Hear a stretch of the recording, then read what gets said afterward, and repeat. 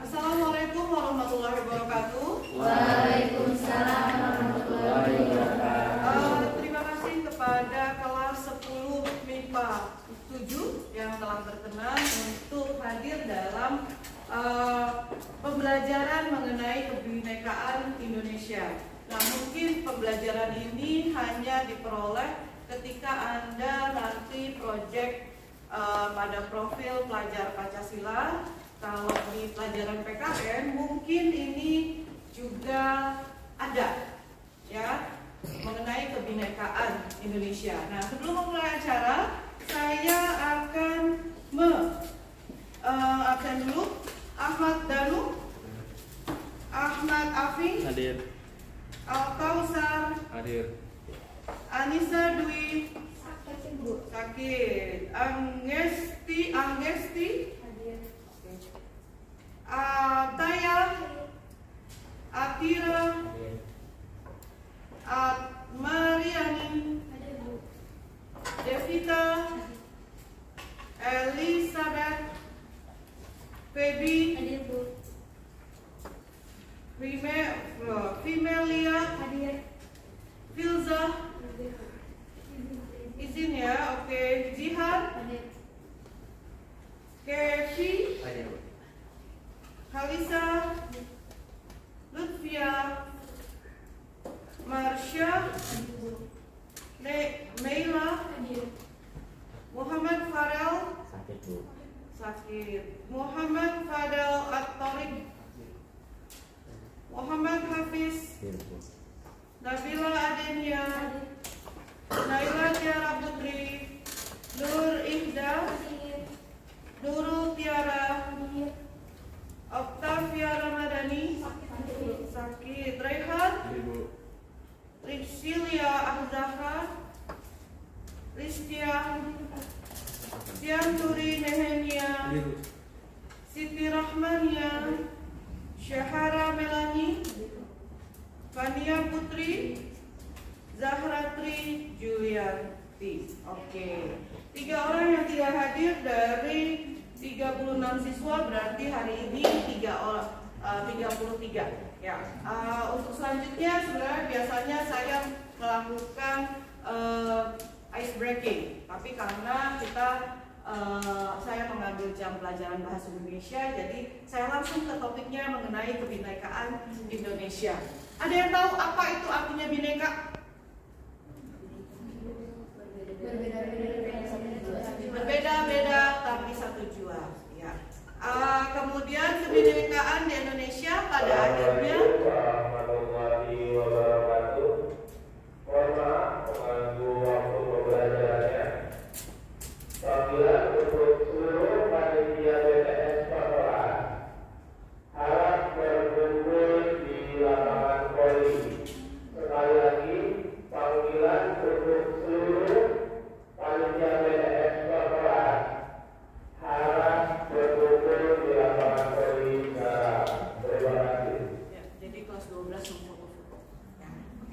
kebinekaan di Indonesia maka akan terwujud dalam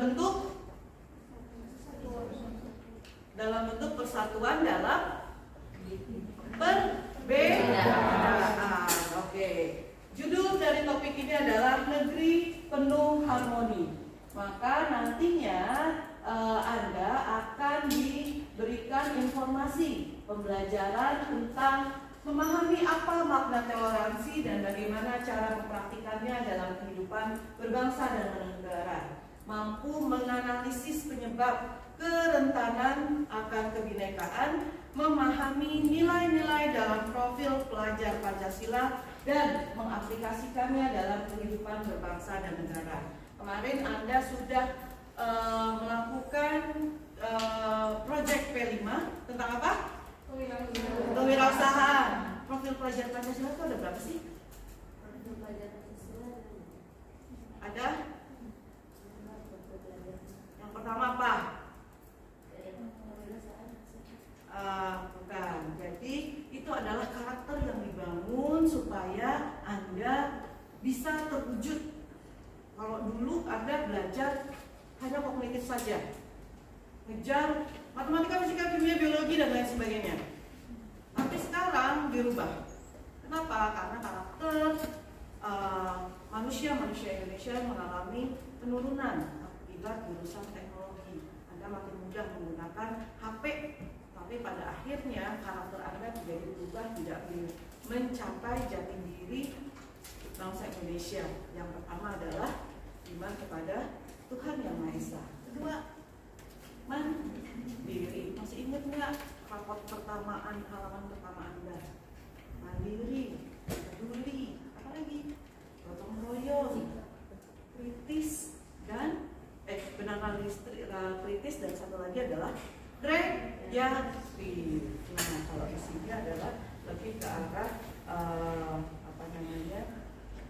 lebih ke arah pada iman kepada Tuhan Yang Maha Esa ditambah dengan peduli terhadap sesama.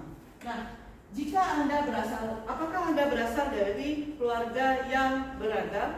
Jika ya, bagaimana keragaman itu bisa bersatu dalam harmoni? Ada yang bapaknya dari Pulau Jawa, ibunya dari Pulau Sumatera, atau terbalik? Ya, kamu apa? Bapaknya? Bapaknya yang Sumatera, mama yang Jawa. Mama yang Jawa, oke. Bagaimana keragaman itu bisa bersatu dalam harmoni kira-kira? Saling menghormati. Pertama adalah saling menghormati, saling membutuhkan misalnya, gitu ya.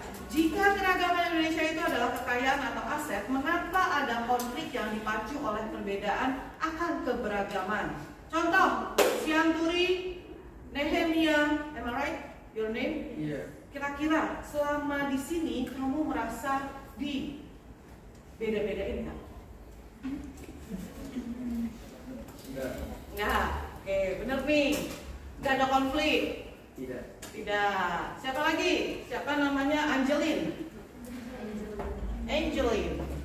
Kira-kira ada merasa keberagaman di sini kan? Mengapa ada konflik yang dipicu oleh perbedaan dan keberagaman? Kalau di daerah Bekasi biasanya beragamnya itu mulai dari suku. Kenapa bisa dari suku? Karena kalau Anda lihat plat nomor aja, plat nomor motor pasti kan ada yang enggak B, pasti ada yang G, ada yang R, AA, paling banyak itu AB, Yogyakarta. Kemudian B, nanti ada belakangnya T. Ingat kalau Bekasi itu belakangnya apa? F. Jadi B angka 4, habis itu F. Belakangnya menentukan Anda itu kapan belinya. Ya, yang paling pertama itu F. Kalau udah K depannya berarti orang Kota Bekasi. Paham nggak gitu? Kalau udah S depannya berarti orang Jakarta Selatan. Kalau udah T depannya T, misalnya T, B, A gitu, berarti T orang Jakarta Timur. Kalau N berarti Jakarta Utara. U depannya Jakarta Utara. Kenapa kamu harus percaya begitu? Harus tahu kayak begituan? Kalau mau nyenggol orang, pilih-pilih. Ya, Anda bawanya motornya G depannya gitu ya. Depannya G, nyenggol yang B titik angka berapa 1 2 3 4, depannya F, orang asli, Anda pasti kalah. Ya, itu fungsinya Anda mengetahui plat nomor. Nah, daerah atau budaya mana saja yang ingin dikenali atau lebih dan pelajari lebih dalam, apa alasannya? Kira-kira kamu mau mempelajari daerah mana sih kemarin ketika bikin culturepreneur? Kamu bikin ide makanan dari mana? Riau. Kenapa harus Riau yang diperdalam? Karena benar-benar menarik sih, banyak orang yang belum tahu tentang makanan Riau, jadi pengen semua orang biar tahu gitu loh. Oke, jadi lebih ke arah menarik. Kalau ini siapa namanya? Ahmad. Oh, Kevi. Iya, Kevi. Kenapa kamu kemarin culturepreneur-nya ngapain? Surakarta. Surakarta itu daerah mana sih? Jawa Tengah. Kenapa kamu mau memberikan makanan culturepreneur-nya dari Surakarta? Kan di sini kan kayak jajan-jajannya udah mulai beda gitu. Jadi biar makan tradisionalnya tetap dijaga di sini. Oke. Emang makanannya apa sih kemarin? Makanan yang memunculkan? Sosis Solo. Sosis Solo tuh asalnya dari Solo ya? Enggak juga ya, dari Jakarta. Oke deh. Jadi menari, kemudian yang kedua ingin memunculkan itu alasan-alasan kenapa budaya ingin dikenali atau dipelajari. Selanjutnya, ini sebenarnya ada permainan. Permainan dunia suku, Anda akan berperan sebagai anggota dari salah satu 4 suku ini. Namun dalam menjalankan ada banyak rintangan dalam tantangan. Nah, di sini pada intinya Anda bisa lihat ada 4 daerah. Ketika ingin berbicara sesuatu, bahasanya berbeda-beda. Kira-kira nyambung nggak? Enggak. Kayak kalau di Jawa, ini saya nggak begitu paham ya. Gedang itu apa, di Sunda itu apa? Oh iya. Betul nggak? Iya. Kalau salah persepsi bisa jadi berantem. Iya. Betul? Benar. Kemudian kata apa lagi kira-kira? Ini Bu, apa atos? Atos. Atosnya Jawa itu kan keras. Atosnya Atosnya Sunda itu sudah. Sudah. Atos ya, sudah sama keras. Apa lagi kira-kira? Terus Amis. Apa itu amis? Kalau Sunda manis, kalau yang lain amis tuh kalau bau ikan. Betul kan? Iya. Ya, jadi hal-hal kayak begitu yang mungkin dari setiap suku itu berbeda-beda. Nah, Anda kan MIPA ya. Nanti ke depannya kalau Anda mau belajar fonik ini, fonik itu adalah penciptaan suatu kata. Itu adanya di daerah sastra. Jadi bahasa Indonesia pun di sastra Indonesia UI dia akan menurunkan kata-kata dari mana. Kalau di sastra Jawa ada, kebetulan sastra Jawa ininya ada ya jurusannya. Sastra Sunda belum ada. Jadi kalau Anda mau ngajar di luar negeri, ya ambillah sastra-sastranya Indonesia, karena yang belajar justru orang luar negeri. Di Belanda itu ada jurusan sastra Jawa. Ketika saya di Korea itu tahun 2000 itu sudah ada bahasa Indonesia di sana, jurusan bahasa Indonesia. Ya di Mesir itu ada. Kemudian hampir semua tempat itu Belanda punya. Di Australia itu eskulnya bahasa Indonesia. Jadi kalau Anda tahu Thor, tahu Thor, Avenger, yang bisa bahasa Indonesia sedikit. Karena apa? Dia dulu ambil eskulnya bahasa Indonesia. Kalau orang lain bisa membanggakan punya kita, kenapa nggak kita sendiri? Paham? Nah, selanjutnya buatlah catatan refleksi. Mengapa beberapa suku sulit mencapai tujuannya? Apa yang menjadi kendala untuk mencapai tujuan, dan agar mencapai tujuan, aturan manakah yang harus dirubah atau dihilangkan? Nah, ini nanti ya saya akan bertanya di akhir. Oke, ini konsep-konsepnya. Tolong yang paling dekat membacakan. Siapa namanya? Ini. Mulai dari nomor 1, makna toleransi, intoleransi, dan radikalisme. Silahkan dibaca dulu. Yang paling atas. Toleransi adalah sikap saling menghormati, saling menerima, dan saling menghargai di tengah keragaman budaya, kebebasan berekspresi, dan karakter manusia. Oke. Belakangnya intoleransi. Intoleransi tindakan kekerasan atas dasar diskriminasi terhadap suku, agama, ras, dan atau antar golongan. Merupakan segala bentuk pembedakan, pengecualian, pembatasan, atau pemilihan berdasarkan pada syarat yang mengakibatkan pencabutan atau pengurangan pengakuan, perolehan, atau pelaksanaan atas hak asasi manusia dan kebebasan beragama kesetaraan.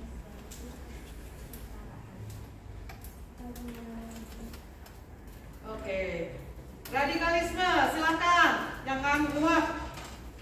Radikalisme adalah sikap atau tindakan menantang hak dari 4 pilar kenegaraan, NKRI, Pancasila, Bhinneka Tunggal Ika, Undang-Undang Dasar 1945.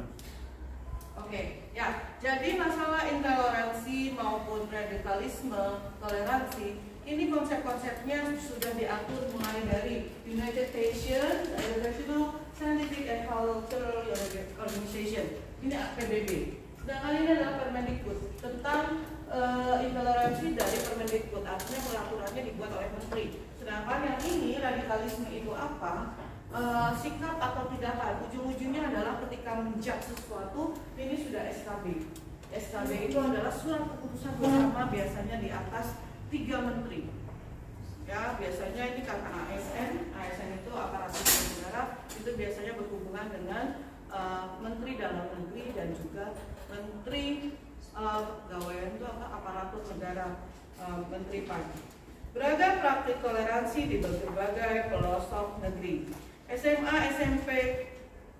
Siswa SMP Kristen Selandia Bandung melakukan kunjungan ke SMP Muhammadiyah 8 yang diberi nama Breaking Down the Walls, membangun jembatan pemahaman dan melunturkan tembok prasangka. Tembok prasangka. Kemudian habis itu nih tadi Muhammadiyah dan SMP Kristen di Bandung, kemudian di pesantren untuk menumbuhkan sikap toleransi, pemahaman terhadap budaya lain dalam satu kamar ditempatkan santri berbagai daerah, baik dari Jawa, luar Jawa maupun santri dari luar negeri. Nah, nanti kemarin saya sudah cerita bahwa Anda akan bangunlah jiwa raganya. Kita akan belajar budaya-budaya lain selain dari sini. Ya, nanti budaya dari Amerika, native speaker-nya dari Amerika, kemudian budaya Jepang, kemudian selain itu saya lagi mencari bagaimana meningkatkan nalar. Anda kemarin profesor dari UI sudah mau fisika, jadi bagaimana meningkatkan nalar? Anda kan takut sama fisika biasanya ya. Nah, ini jagoannya fisika lulusan dari Jepang plus dari Jerman. Aku udah tua loh. Nah, selanjutnya adalah kecantikan. Saya udah cerita begitu belum? Belum. Jadi dari warga sudah oke bahwa nanti ada kecantikan saat puasa. Jadi beda dengan kekerasan yang kemarin, Anda yang kerja, ini yang Anda tinggal duduk diam, datang bolak-balik si pembicaranya, Anda tinggal merefleksikan, ditambah dengan literasi, ujungnya Anda harus bercerita dan dibukukan sebagai antologi refleksi. Ya, Anda selama 1 minggu itu udah ngapain aja dan apa yang membuat Anda berpikir di depan harinya mengubah jiwa pemikiran Anda, ya, mengenai logika, literasi dan lain sebagainya. Yang topik-topiknya out of the box, out of the class sebenarnya, di luar materi-materi pembelajaran yang selama ini Anda lakukan sebagai rutinitas. Oke? Nah, beragam praktik toleransi lainnya adalah toleransi masyarakat di Kabupaten Papua Barat menjadi contoh yang indah. Panitia bertugas pada hari besar umat Kristen adalah umat Islam dan lain sebagainya.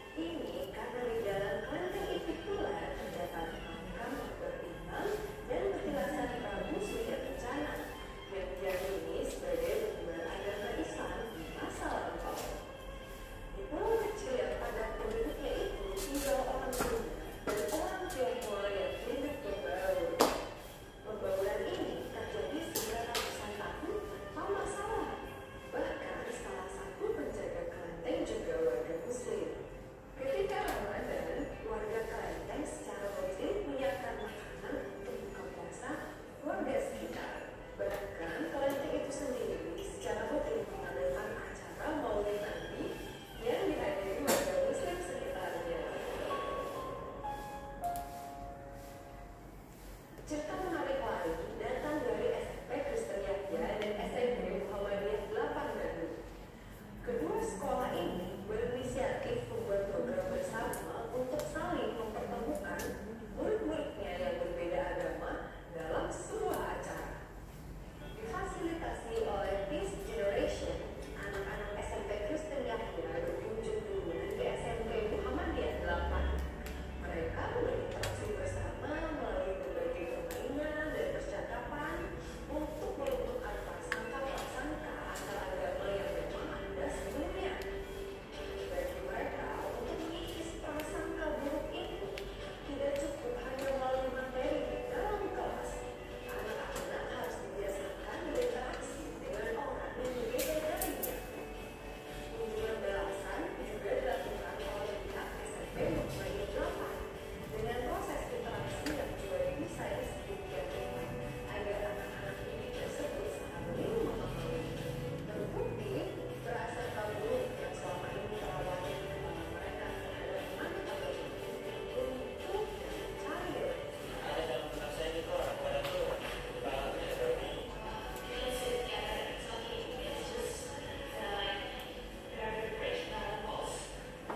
Bahkan diakui di antara mereka masih ada yang mengganggu pertemanan pasca program. Program seperti ini menjadi peluang terhadap kurikulum yang saat ini juga masih kaku dalam menanamkan nilai perdamaian kepada murid-muridnya.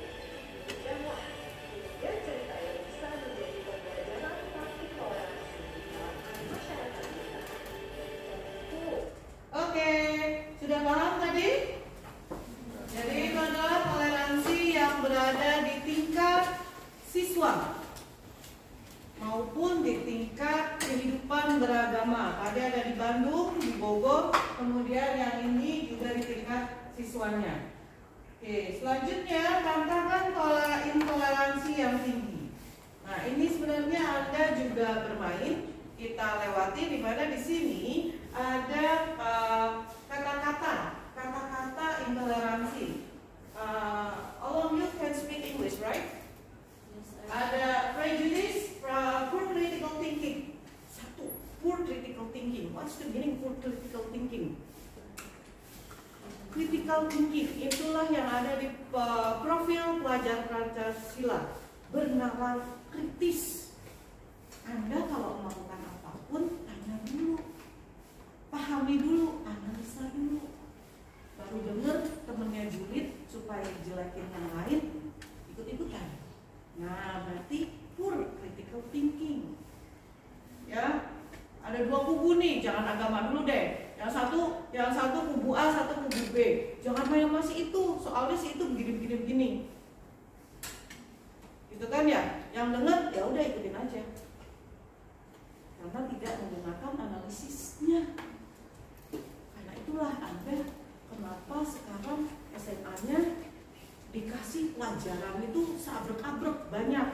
Kenapa? Supaya Anda punya senjata di bidang apapun untuk memahami permasalahan-permasalahan yang ada. Ya, kalau misalnya Anda dibohongin pada saat timbangan, Anda kan paham. Yang namanya fisika, bagaimana berat satuan itu, kemudian bagaimana matematikanya. Di biologi Anda dikasih misalnya sayuran atau Anda suruh milih buah yang busuk ditambah, bukan busuk ya, buah yang tidak bagus ditambah buah yang mulus. Tapi yang sebelah kok milihnya buah yang jelek, kenapa? Nah, itu Anda belajar di biologi. Mana yang pakai pestisida, mana yang tidak. Jadi segala sesuatu itu, ilmu yang kita dapat di setiap langkah Anda itu adalah sesuatu yang nantinya mengajarkan nalar kritis Anda, sehingga tidak mentah-mentah mengambil apa-apa yang dikasih tahu sama manusia. Anda diberi akal sendiri supaya untuk berpikir. Ditambah lagi disuruh paling pertama, kalau umat muslim itu paling pertama ngapain? Iqra, baca. Iya Bu, baca pakai capek. Nah, itu anak zaman now. Ya, kalau saya masih sukanya adalah baca buku. Baca, like empathy. What's the meaning empathy? Empathy. What what is the meaning empathy? Yes, what is the meaning? Empati itu tindakan dari empati itu tindakan Perasaan kasihan, simpati, empati. Iya, simpati itu bentuk apa rasanya. Nah, kalau empati itu bentuk tindakan. Ya, berarti kalau simpati itu di dalam diri, empati itu karena melihat orang lain. Berarti ada dua arah. Simpati itu adanya di dalam diri doang. Ya, zaman sekarang karena sibuknya dengan HP-nya, Anda itu jadi disebut dengan lack of empathy. Kemudian di sini ada namanya radikalisme, sudah tingkatannya tinggi. Nah, ini bombing, suicide atau bom bunuh diri. Ini yang mungkin pemahaman agamanya masih satu aja. Maksudnya satu gitu, dia tidak kurang membaca, kurang menambah ilmu, sehingga yang diberikan oleh orang lain dari satu alat ditelan mentah-mentah. Itu yang paling susah. Waktu zaman saya kuliah, Anda kayaknya belum lahir. Zaman saya kuliah tiba-tiba ada yang mengundurkan diri. Kenapa? Karena ikut yang namanya Eden. Harus ngapain itu? Membakar semua rambut-rambutnya. Rambut yang ada di semuanya. Nah, itu akhirnya mengundurkan diri. Karena keluarganya mengikuti itu. Yaitu karena mendengar hanya dari satu, tapi tanpa membaca efeknya dan lain sebagainya seperti apa. Ya, kenapa harus dibakar gitu kan ya? Karena harus ada bernalar kritis. Apakah memang itu yang diminta oleh Tuhannya? Sama seperti radikalisme. Apakah dengan membunuh orang lain itu yang diminta? Gitu ya. Okay, good people have committed radical committed. Oh, 800. Oh, ini. People have committed radical supporters dying to save our support. Nah, tuh ya tuh. Demi apanya tuh? Demi klubnya siap untuk bertarung. Jangan salah, Bekasi itu ada di tengah-tengah antara Bandung dan Jakarta. Zaman ini mah nggak ngalamin. Waktu saya ngajar baru tahun kedua itu ya begitu. Dalam ada grup orange, ada grup biru. Ribet itu, masih di sekolah aja udah ribet. Ya, mudah-mudahan Anda bisa berpikir sendiri. Idol-idol Anda itu kalau Anda terjadi sesuatu nggak akan mikirin Anda. Yang memikirkan Anda itu ya diri sendiri. Demi idol Anda itu, Anda mau jatuh, mau sakit kayak apa, mereka nggak akan melihat. Nggak kenal, makanya sampai ada yang ketemu BTS sampai injek-injek, ya terus so what, gitu kan ya. So what, BTS-nya kan tetap nyanyi, kamunya kalau di rumah sakit, gitu kan ya.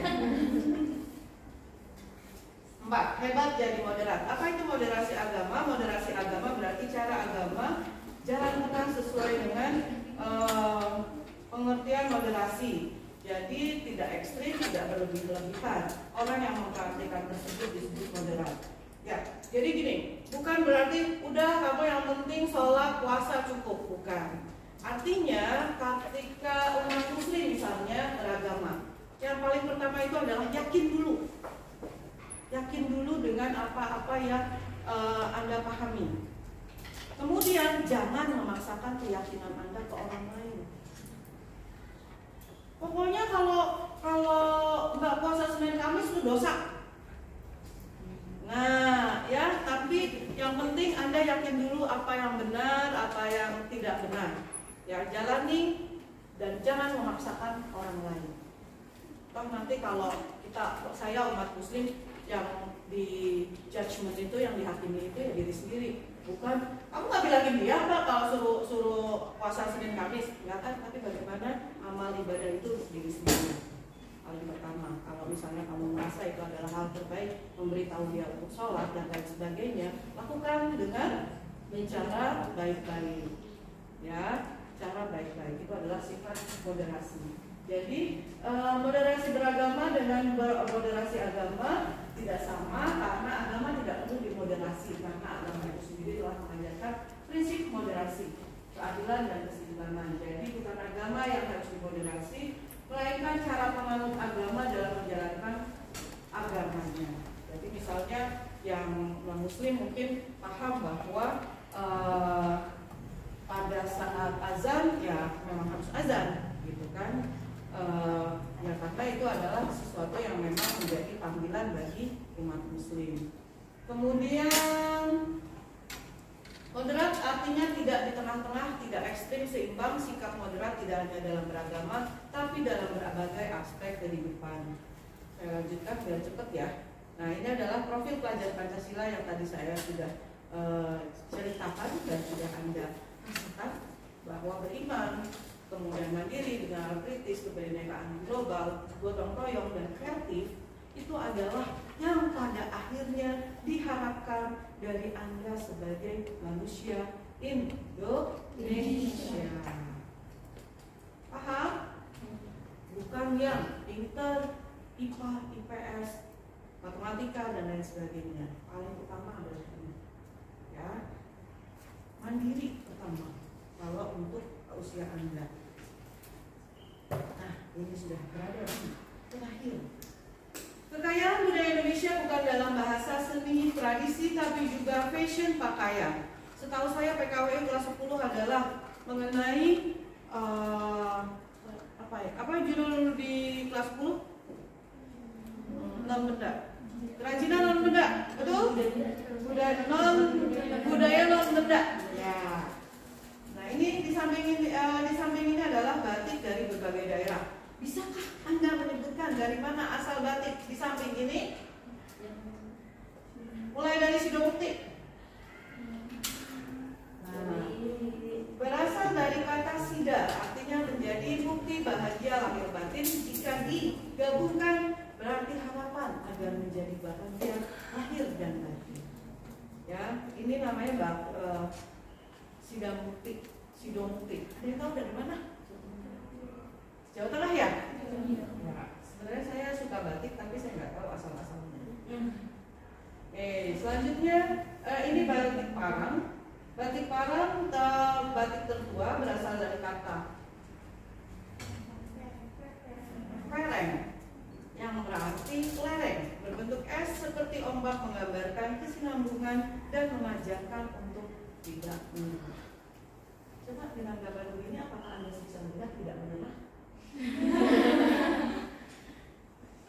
Ya, lanjutnya motif kaum menyerupai buah kaum, bermakna kemurnian dan kesucian.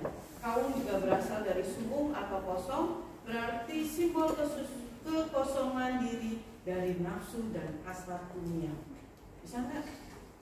Tidak ada nafsu dan hasrat di dunia. Jadi itu biasanya kalau di Muslim udah sufi ya, memahami Tuhan saja. Motif batik 7 rupa berasal dari Pekalongan. Seperti namanya, motif ini didominasi tumbuhan dan hewan, menggambarkan kefasihan, kelembutan, dan mudah beradaptasi. Motif batik menyerupai awan biru, ini menggambarkan maskulinitas. Dan suasana dinamis. Langit biru juga berarti luas dan tenang. Megamendung ya, Megamendung ada yang tahu nggak asalnya dari mana? Hah? Jawa Barat aja. Padahal Jawa Barat itu ada Bogor, ada ya Indramayu, kemudian kemarin kan Pak Kepala Sekolah udah bilang ya, ada Cirebonan, ada Priangan, jadi banyak yang namanya si Jawa Barat itu. Bisakah Anda menemukan 3 perbedaan dan persamaan dari setiap batik tersebut? Perbedaan motif. Mulai dari motif, kemudian apa lagi? Warna, terus apa lagi? Hah? Arti. Ya, apa lagi? Corak. Betul. Kemudian apa lagi? Asal daerah, apa lagi? Nah, dari arti itu berarti ada dasarnya, ya. Yang ini tanaman, yang ini buah kaum, yang ini tadi ya gambar aja ya sebenarnya ya. Kalau ini garis sebenarnya, kalau Megamendung dari awan, jadi base-nya atau dasarnya apa. Selanjutnya, bagaimana dengan batik yang Anda pakai saat ini? Bisakah Anda jelaskan asal batik yang Anda pakai dan apa makna filosofi batik yang Anda kenakan? Batik saya. Batik saya itu, nah ini.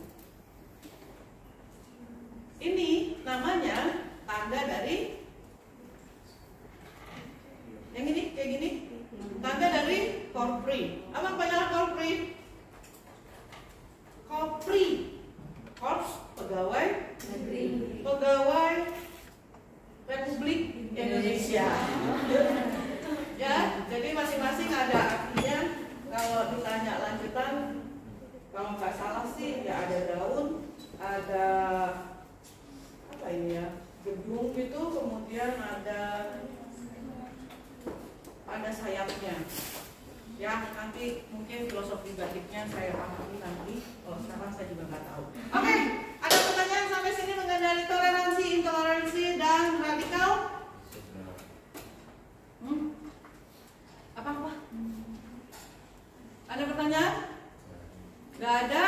Oke, kalau gitu saya akhiri. Terima kasih kepada kelas 10 MIPA 7 yang telah bersedia menjadi pendengar dan pembelajar pada sesi kebinekaan ini. Wassalamualaikum warahmatullahi wabarakatuh. Waalaikumsalam.